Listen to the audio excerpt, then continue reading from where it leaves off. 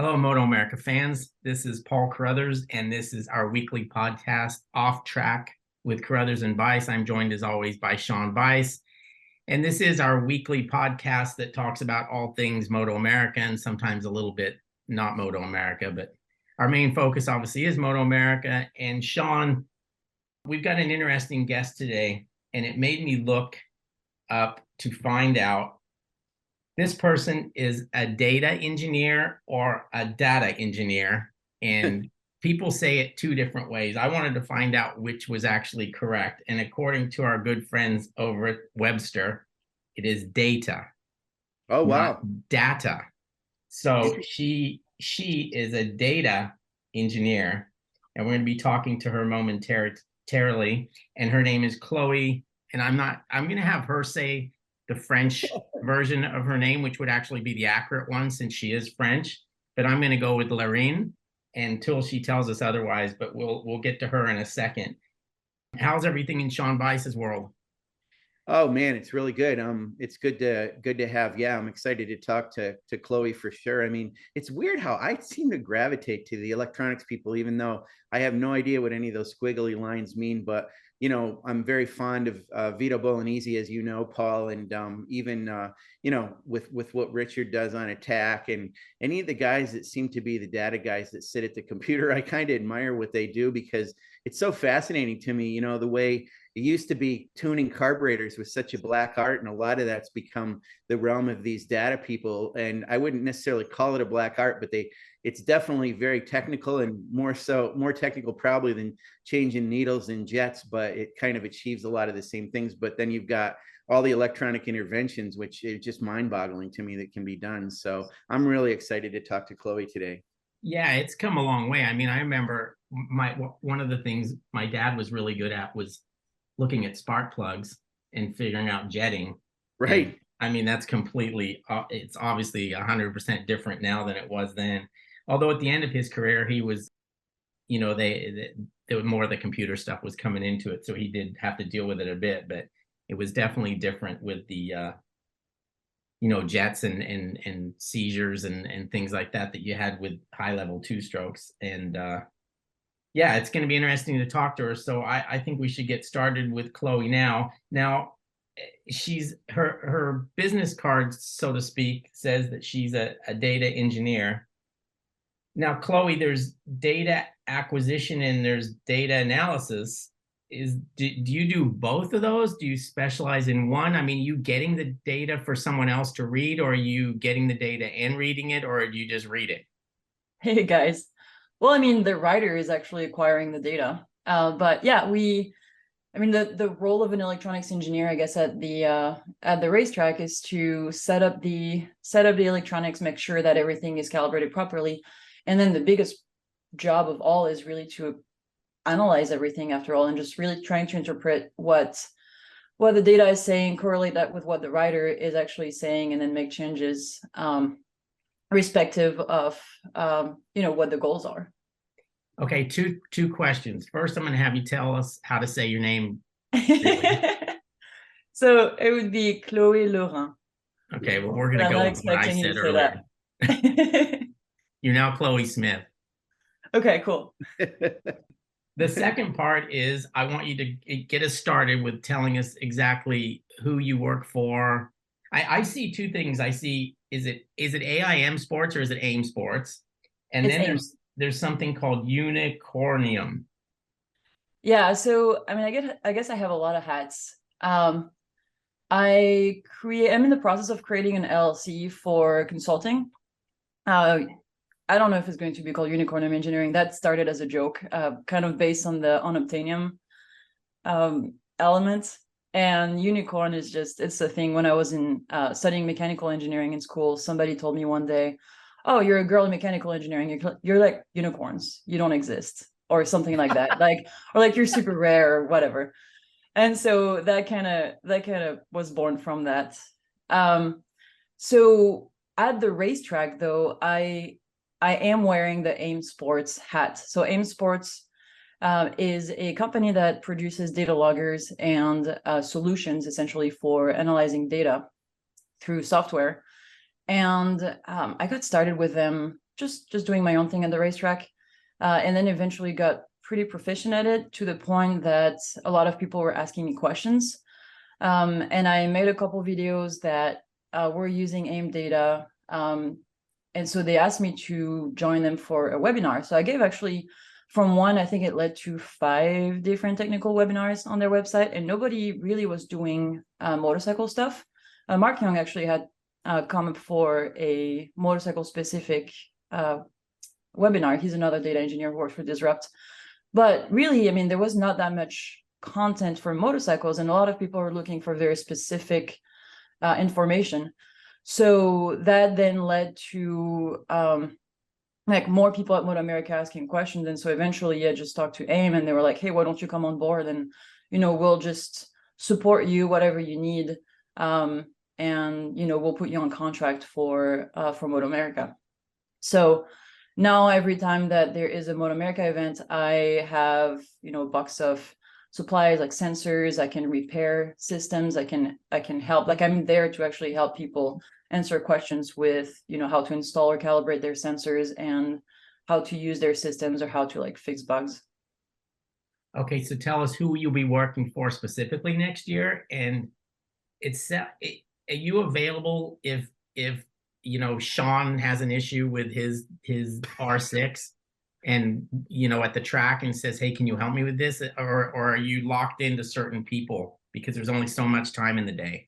So everybody that's using an AIM system in the paddock, I will be there to help them. Okay. But I will be on contract as well to work for M4.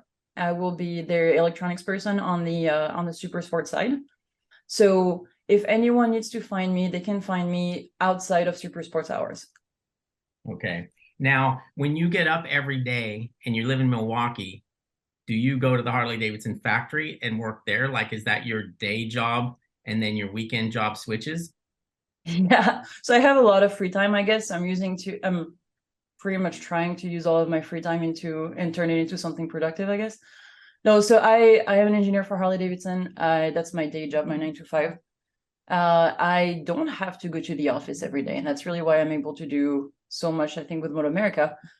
I work from home quite a bit because I'm on, you know, the data analysis side. But I'm what they called a performance or powertrain performance engineer. And my team is responsible for developing the new engines, choosing configurations, providing base calibrations with, you know, performance numbers. And then we eventually give that to what we call the calibrators that then put the engine on the bike and then go ride it and, you know, just fine tune it. But, you know, as far as how many, I mean, Harley's always 2 cylinders, but like what the displacement is going to look like, what cam we're going to use, what technology we're going to put in the engine, what the future technologies that we're going to see in Harley engines, that's the role of my team. Okay, I have 2 questions, and then I'm going to let Sean loose on you. First of all, were you a racing fan that turned this into a job, or was it a job that you turned into, or is it a job that ended up making you a fan? It's a job that ended up making me a fan. I have no ties to motorsports from growing up at all. Even though I grew up 2 hours from the circuit of Le Mans, like my family I grew up in a farm. Like I had a Pee-wee 50 or 80 when I was a kid, and kind of like nothing until I was able to afford my own motorcycle. And when I had my first job in the US, so I moved to the US in 2014 to finish school to get a master's degree. And I got my first job. I was like, hey, I want to learn how to ride my motorcycle on a racetrack. And I really didn't know about track days. I just thought you would just go racing essentially, or do like a race school and then go racing.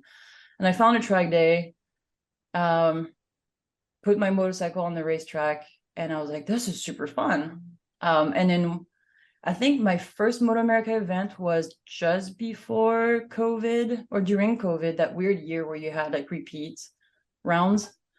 And I just couldn't stay and do nothing and just watch racing. I just ended up going into the paddocks and talking to racers and realized that some guys in Junior Cup and Twins Cup were not using any data logger at all. And that's how I got started. I actually started helping one racer and then finished the season in 2020 with them. And then got on for the entire 2021 season. So that was Twins Cup, and then did another. So I've been in MotoAmerica for 3 years now. But I really started because I was like, hey, do you want to put a data logger on your bike? You would learn a lot. Chloe, I want to ask you, I've got a million questions, as Paul alluded to, but to start with, you had said about your master's. So where did you go to college for undergrad, and where did you go to get your master's degree? So I grew up in France. My family is still there. So I wanted to go into the military at first because I always knew that I wanted a job that was not always at a desk, and that was kind of like using a little bit of, my intellect, but also be somewhat physical or somewhat be outdoors. So I thought the military was an option. I didn't think about motorsports. So I went to a military high school, decided that the military was really not for me. And so went to engineering school thinking that I was going to build planes. And I did my first internship. So I went to an engineering school in France in the Champagne region. It's called UTT, for University of Technology of Troyes, or Troyes, like the Greek city. Ah, yes. And yeah, and then did an internship for a company that makes aircraft engines, and learned about engines more and thermodynamics. And I was like, oh, this is really cool. And so I actually finished my engineering school doing what they call an apprenticeship. So you would see that more like in trade schools in the US. But in France, we actually do that for engineering. And it's really cool because I found my apprenticeship with John Deere tractors, but they have like a specific engine division. And so I would go to school for 2 weeks, and then I would go to work and work on a project for 2 weeks. And I would alternate like that it was like 2 weeks, 2 weeks for 2 years, and then 6 months and 6 months for the last year. And John Deere, being an international company or being an American company, since we had to do an internship abroad, they just sent me to Iowa. They're like, hey, here is the logical destination for you. Yeah, and it was in January too. My first day in the US, it was -45 outside. Well, I was going to say that is where John Deere is based in Iowa. So you went right to the mothership. Yeah, that's my first day ever in the US. Yeah. Wow. But I guess I liked it enough that I stayed. So I was doing noise and vibration testing, but still working in engine dynos. And I liked it enough, I guess, that I came back. So went back to France to finish my semester, and then I actually went to Michigan for an exchange semester, and then finished my French school, like my last internship at John Deere in the US. And then applied. I met a bunch of engineers that were really smart at John Deere, and they all had a master's degree or a PhD from the University of Wisconsin in Madison. There is a lab there called the Engine Research Center. So I applied there and got accepted. And that's where I went. So I spent 2 other years in the US, and then I never left. So you had a connection in the Midwest for quite a while then, really. I mean, it's not just like you were suddenly thrust into Milwaukee when you joined Harley-Davidson. You had some familiarity. Yeah, my project in grad school was actually in part sponsored by Harley-Davidson. When I graduated, I actually I wanted to work for Harley. I wanted to work on motorcycle engines, but you need a visa to work in the US. And at the time, Harley was not in a position to sponsor visas. So I went to work for Cummins in Indiana.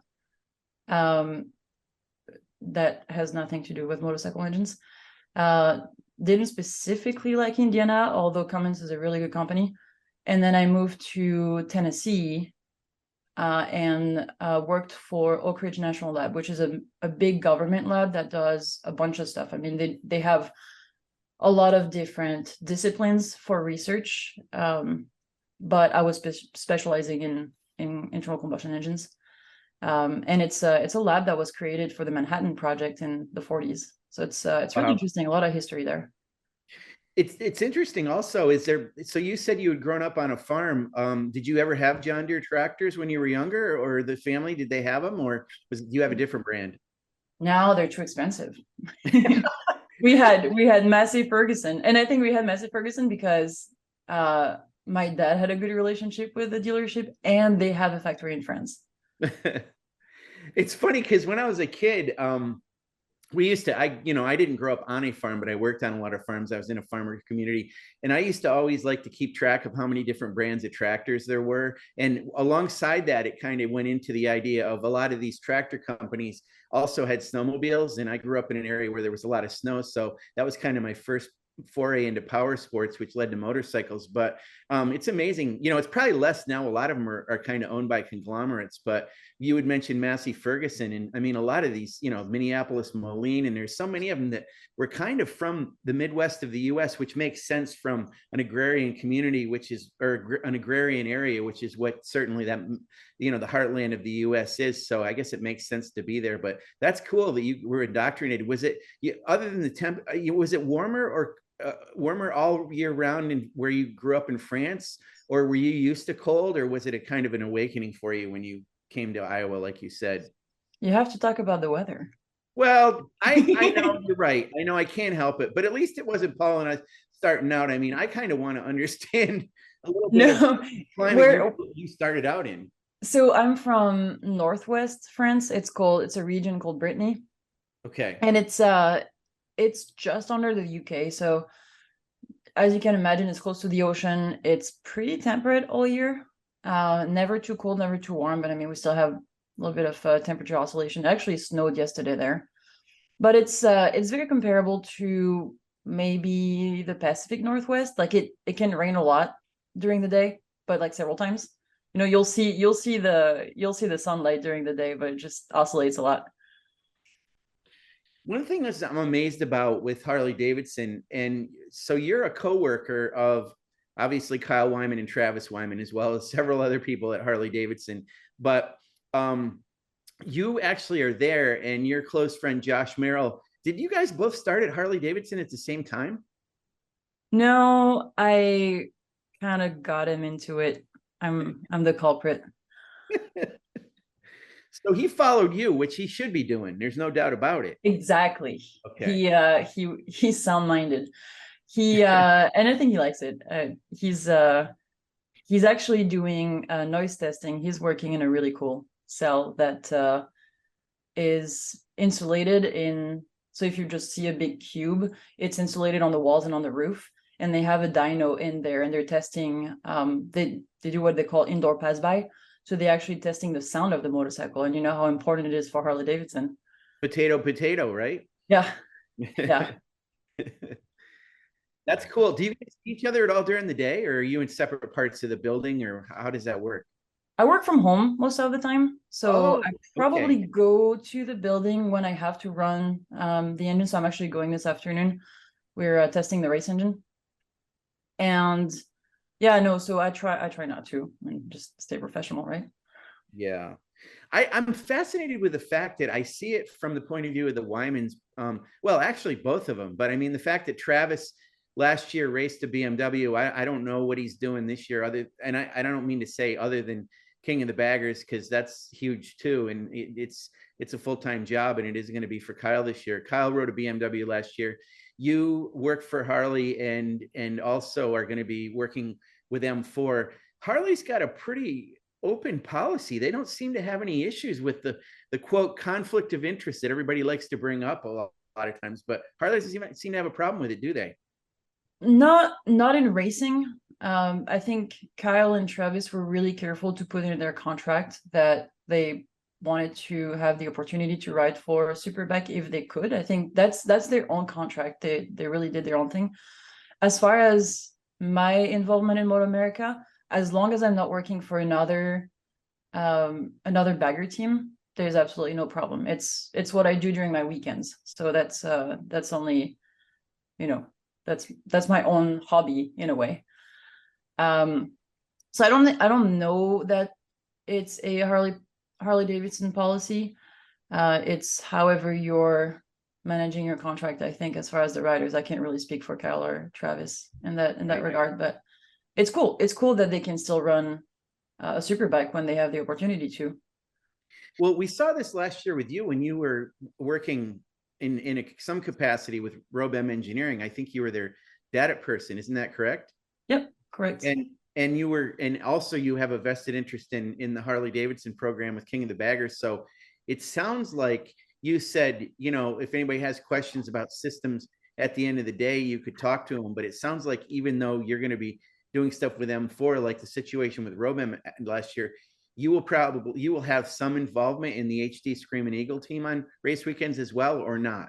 I have a huge vested interest in the King of the Bagger. I think, well, first of all, it's my 9 to 5. Like, I am the test engineer for the King of the Bagger engine. So I'm responsible for developing the engine in Engine Dyno. So it's a big part of my day job. I don't think it should be, but it really took over because I think I want to, in a way. So I want to make sure that the engine is running properly.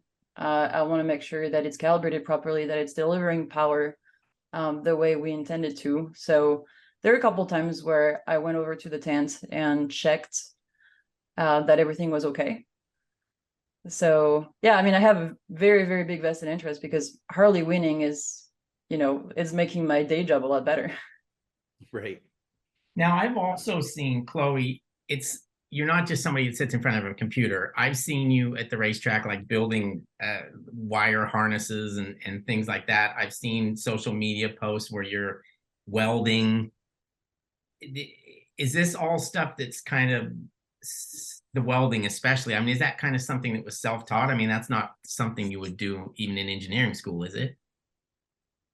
No and yes. So during my master's in Madison, Wisconsin, we could have taken welding classes. So through undergrad and through my master's, we actually had access to machine shops, through different classes for welding and stuff like that. I did all of the machining things. I never really learned how to weld. Mhm. So yeah, last week, actually this week, was my opportunity. But the really cool thing about engineering is that you have to be hands-on in a way. The master's that I did was not only coursework. So you can do a master's degree doing just classes, and I think it's like 12 classes. There's a set number of credits, or you can do some research. And the way I did it, I was actually paid to do research for 2.5 years, and I built an entire test bench. So I had this little V-twin engines from Kohler. It was a lawnmower engine, and I modified it to actually receive a direct injector, and put a whole data acquisition system on it. An entire, like, it's not an ECU, but it's essentially like a research ECU where you have a bunch of modules you put together. And so I built that by myself. So I had to understand control system. I had to understand manufacturing or machining. I had to start, putting pipes together. And so I had to understand like all the different fittings that you're using, calibrating sensors and all that. So it's something that was really cool through school to be able to do. And so that gave me a little bit of confidence to start tinkering on motorcycles. But then, yeah, I started doing track days. I raced a little bit. So working on my motorcycle is something that you kind of have to do. I mean, so like club racing is a privateer effort. That's cool. On your social media, we see that you have your own bike, and you're fully involved in racing and track day riding and everything there is about it. So obviously you've got a huge passion for it. And it sounds like you probably had or developed a passion when you were in school for aviation. And I'm always kind of fascinated with the fact that it seems like there's a lot of synergy between motorcycle racers, motorcycle mechanics, and motorcycle people and aviation. I mean, Steve Rapp is a commercial pilot now. Steve Scheibe has a helicopter he flies. Aviation is fairly common between motor and it seems like every guy that's a pilot loves motorcycles. So have you seen that too, that there's like a connection there? I've noticed that. I think it's just the safety aspect. You have to be very diligent in what you're building. I mean, if you have a car and you need to stop the car, it stops on 4 wheels and it stands there. If you have to stop a motorcycle when you're going really fast, it can be a little bit of a problem. And if you have to stop an airplane, same thing, you're in the air. So I think there's a lot more of a safety aspect. And so a good airplane mechanic is usually going to be a really good motorcycle mechanic just because of their attention to detail. Wow, that's a really good analogy. I love that. I've never thought about it that way, but that's very true. It makes a lot of sense. I want to ask you with regard to M4, for their super sport bikes, which they have GSXR 750s. I don't know if they're still going to have a 600 this year, but middleweight bikes, and obviously the 750 came into being with the work of Chris Ulrich and what he's done with the electronic throttle kit, and that he helped develop, and they're the source for it worldwide, which has made that 750 part of super sport. But electronically, do those bikes, like I'm familiar with like what's used on super bikes with regard to Morelli or Motec, what do those bikes use for electronics? Well, so because it's super sport next generation, they have to have the Medtronic ECU. Right. So I think the R6 might be the only one that doesn't need it, but the Medtronic ECU is used for balancing in the class. So Medtronic is supplying maps that are cutting, I think it's throttle position, and that's why the 750 actually needed an electronic throttle body, so that Medtronic ECU could control the throttle opening and manage the power band. So everybody, I think the V2 has to, the F3 if we had it, and the 750 have to use, and the Triumph have to use the Medtronic ECU. So that's very common in the it's common throughout the entire next generation platform, essentially. And it's pretty cool. I mean, it's you can do a lot. You can start, playing with engine braking, traction control. They have different power modes. You don't have access to the entire maps because the manufacturers are obviously not giving their secrets to everyone, but you can add trims on your fuel maps and your ignition maps. So the super sport bikes then don't really have the electronic interventions that the super bikes, like lift control, launch control, all of those kind of things? They do. They do. It's not as important because the power delivery is not the same. But you still have traction control, you still have a launch control strategy. Like I said, engine braking, wheelie control, all of that. Traction control, actually, I might be mistaken. I don't think there is traction control. It's traction control or wheelie control that's not available on that Medtronic ECU. Okay, that's what I was wondering. I didn't realize. I knew that Medtronic system eliminated. Obviously, it was a cable-operated throttle like motorcycles used to be. And to your point, yes, that's true. The R6 is fly-by-wire. The Honda, if Honda was raced in our series, is fly-by-wire. I'm pretty sure Triumph is as well. Obviously, Ducati, MV Agusta, if they raced in our series. I mean, I think all of them were. I think just the GSXR 600 wasn't, and the 750 wasn't. So yeah. So Suzuki uses a primary throttle and a secondary throttle. So they're using the secondary throttle valve as sort of a replacement for a drive-by-wire system. So there's one throttle plate that's controlled by the ECU and the other one that's directly controlled by the cable. Oh, that I didn't know. Okay, interesting. Wow. Okay. Yeah, so when you're building the SV650 actually has that too. So when you're building a twins bike, the first thing that people do usually is just, well, they're boring the throttle bodies and they're removing that secondary throttle valve. And with the Medtronic system and the fly-by-wire system that is sold by Team Hammer, does that eliminate one of those throttle valves then? It would have to. Right. Yeah. Right. Okay. With the idea of the intervention, the one thing that I have noticed in talking to riders or talking to teams is this idea that if you do something to affect one parameter of a bike, it can have an effect on another parameter. Have you experienced that? And is it sometimes you have to kind of find a common denominator or something that works for how does that work? Can you go down a rabbit hole is what I'm saying, and not be able to, well, if I fix this, it's going to screw this up. So how do I make it all work together as a system? That's got to be hard to do. Yeah. So I have just to backtrack on that a little bit, I have a huge chance to work for an OEM. And so at the Harley level, I'm able to see what's behind the ECU. We have access to, the strategy and the calibration. So the calibration are all the tables and the numbers you put in the tables. The strategy is how those tables are interacting with each other.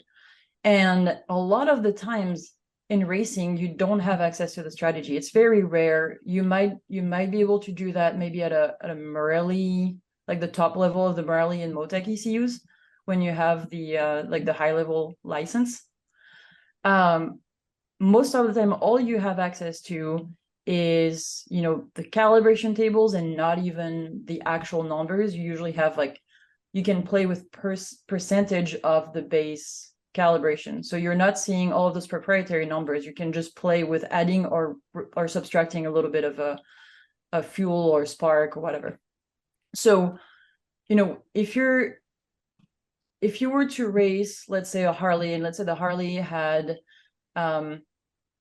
all the rules were open and we had traction control, we could potentially go behind the ECU and change how traction control and wheelie control are defined, and we could separate them in a way that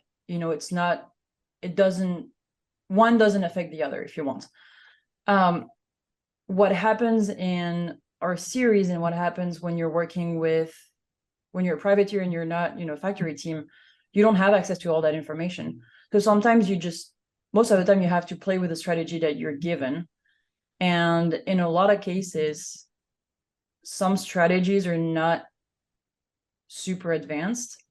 And so if you're tweaking wheelie control, you could affect traction control, for example. So traction control and wheelie control are often detected through, they're always detected through wheel speed sensors.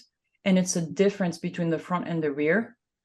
But you have to have additional information to tell you, is it the front wheel speed that's going down, or is it the rear wheel speed that's going up, meaning that you're spinning on corner exits.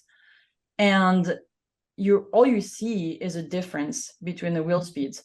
So sometimes, you have advanced strategies that have an IMU, and the IMU tells you, oh, the motorcycle is actually pitching up, so that's a wheelie. Or, you have other information that can tell you, well, it's the rear wheel that's actually stepping out. So it's just a matter of how advanced your strategy is, how much access you have to it, and kind of the level of complexity of it.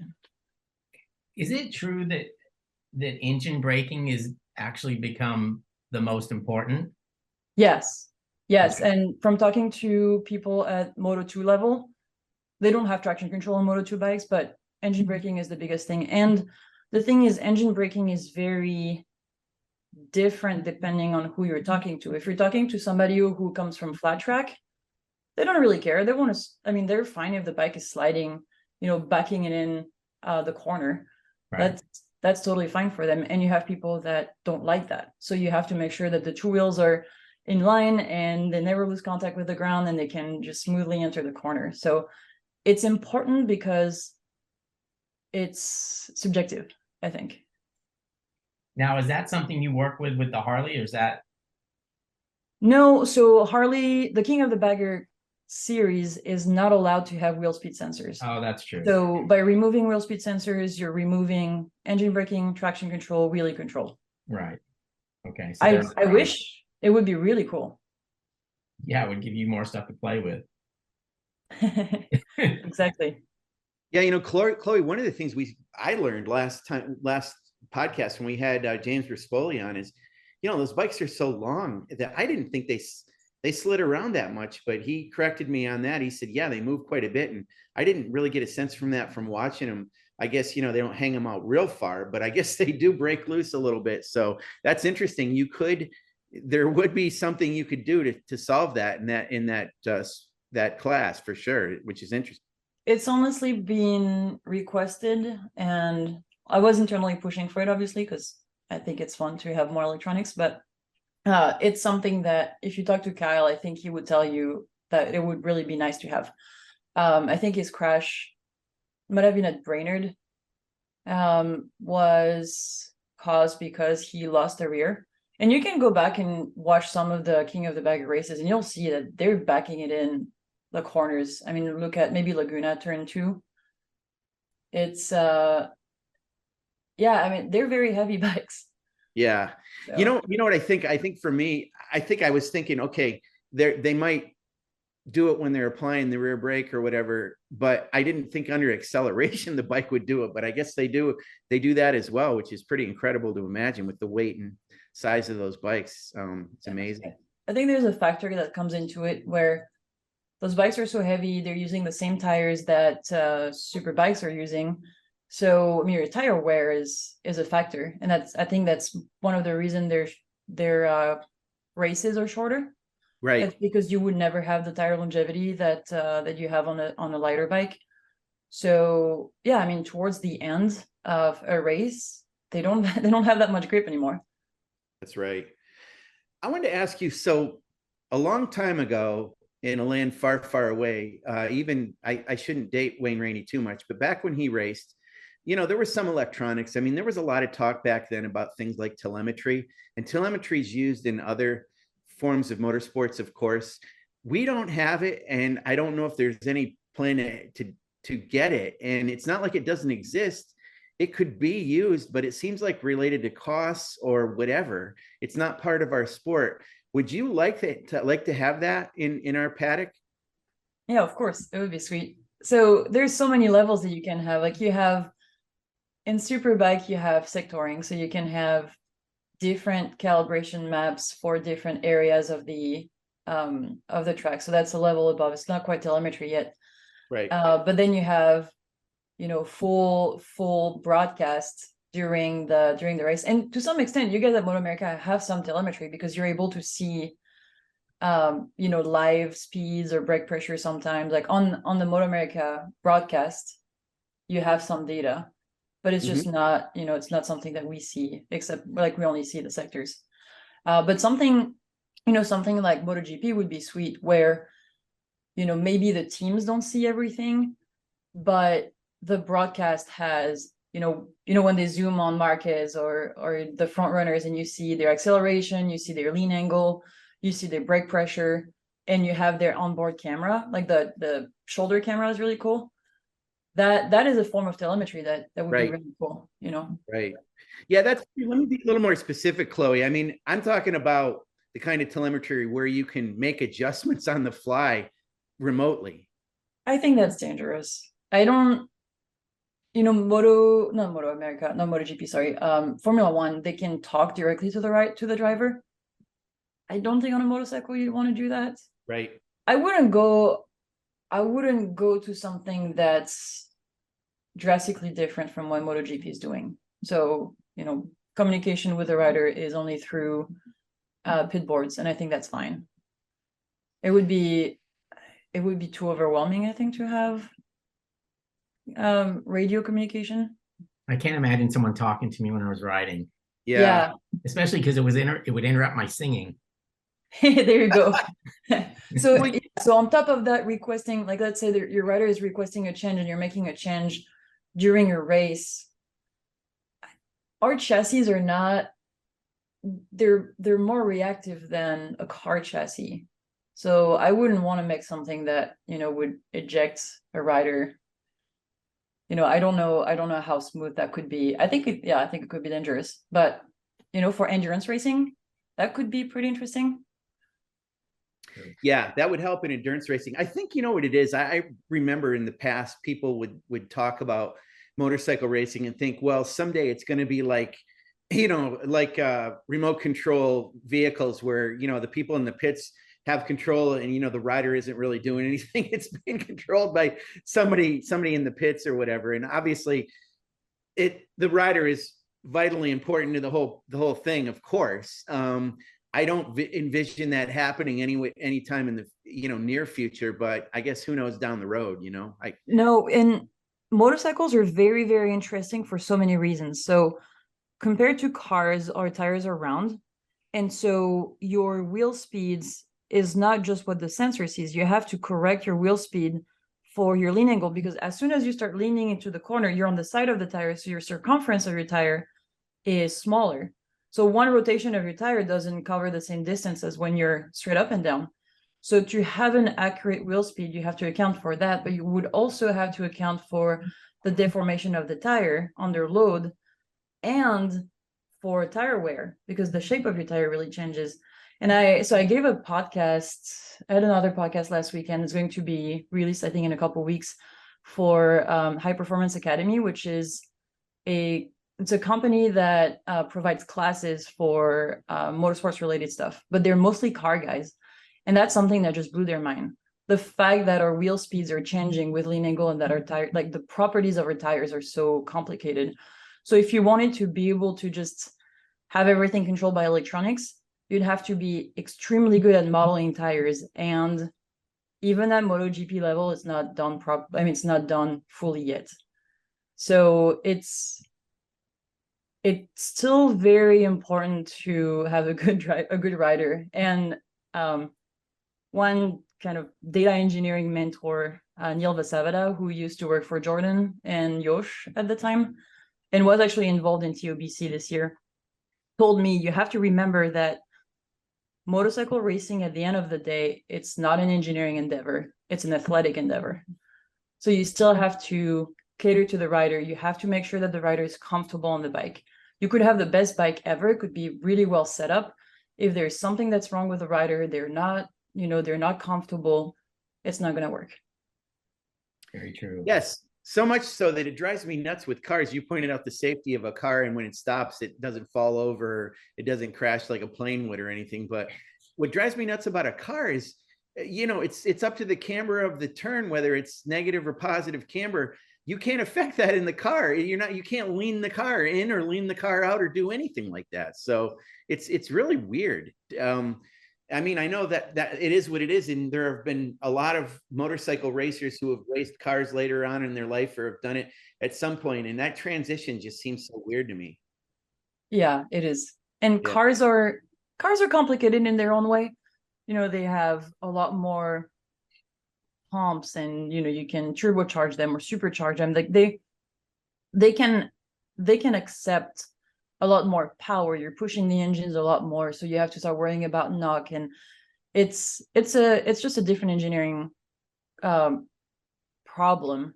On a motorcycle, honestly, you start being limited in how much power you can deliver, and that's why MotoGP starts having all of those downforce, all of those aero stuff, so they can actually have some downforce. Because I mean, you're putting what's a 600? It's about 170 kilos. Right. A rider is maybe 70 kilos, like on average, and it's 130 horsepower. And it's a huge power to weight ratio compared to a car.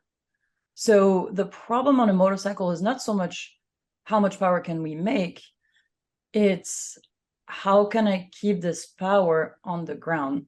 So how can I transfer this power to the rear wheel, and how can I keep the rear wheel on the ground?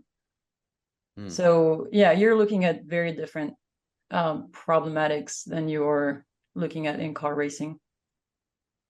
So I know we're running out a little bit out of time, and we know you've got other commitments and meetings and things, but I wanted to make sure I ask you this.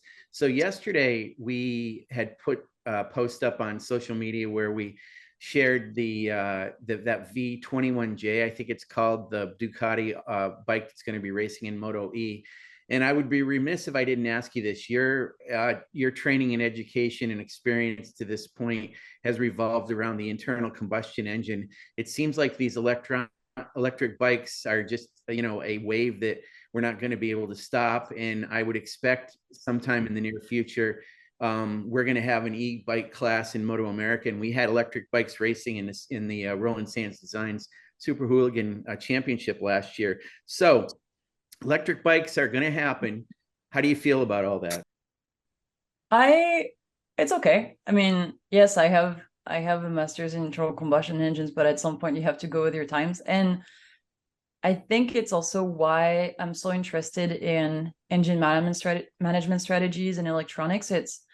It's because at the end of the day, it doesn't matter what powertrain you have on a bike, you're still going to have brakes and a throttle, and you're still going to have some kind of power delivery that you're going to have to manage. And I think even more so on an electric bike, where you have maximum torque right away and you have like more linear torque, you're still going to have traction controls and especially more wheelie control in that case. So this whole racing thing and my involvement in electronics is also my way to maybe not get out of engine calibration, but just make sure that I can do something else. And Harley has Livewire, even though they're two separate companies. They're still in the same, like, we still have some of the R&D of Livewire. So even Harley-Davidson, which is probably the last company that's going to abandon the internal combustion engine, is still planning for electric bikes. So yeah, I mean, you have to embrace that at some point. I'll probably try to hang on the internal combustion side as much as I can, but also learning more about electronics and control strategy. So we have to. All right, Chloe. Well, coming into this, I actually questioned your intelligence because you date my good friend and fellow Padre fan, Josh Merrill.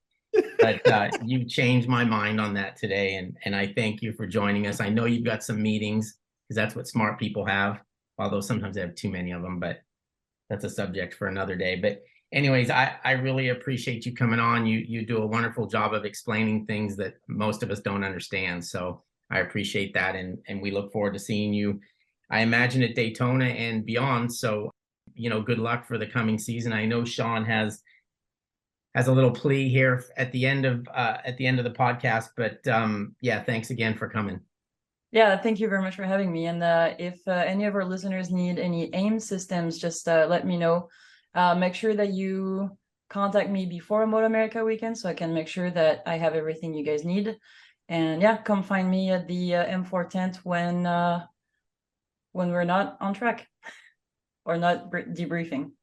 Yeah, that sounds good. Chloe, I'll tell you, my head is about 10 sizes bigger than yours. And I don't know how you fit everything in that cranium of yours, because I couldn't fit it all in mine. You must make very efficient use of the space and the gray matter up in that skull of yours. You do have a big head, Sean. I do. It's huge. I have a very small head too.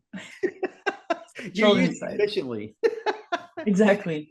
But anyway, yeah, thanks for being on with us. So I just want to mention, I'm going to mention this every closing of our podcast right up until Daytona, and it's about corner marshals again. I know Chloe can even vouch for the fact that corner marshals are so important in our sport for our safety of our riders, and we can never have enough of them, as Chief Marshal David Hawley says. So make sure you guys go to basically Motorsport's Reg you can go to, which is a website, but the way to get to it is go through the MotoAmerica Volunteers Facebook page. There are links on there to go to sign up to be a corner marshal.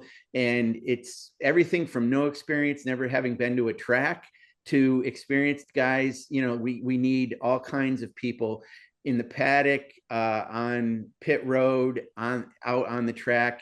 And as I always say, it's the best seat in the house in terms of getting up close and personal with the bikes and the riders always appreciate you guys out there with the flags or anything you're doing for us. So I'm going to continue to pump that on our podcast so that we get as many people to get involved with us as possible. And I mean, you get free admission for the weekend, you get free camping, meals, all kinds of great stuff.